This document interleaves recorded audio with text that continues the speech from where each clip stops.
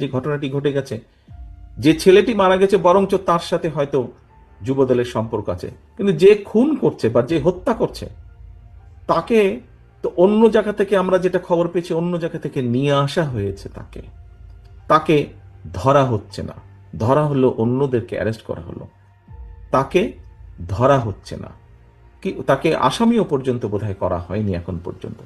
কেন হয়নি, কেন ধরা হচ্ছে না? আমাদের পক্ষ থেকে তো একবারও বলা হয়নি যে তমুককে ধরা যাবে না, অমুককে ধরা যাবে, একবারও তো এই কথাটি বলা হয়নি।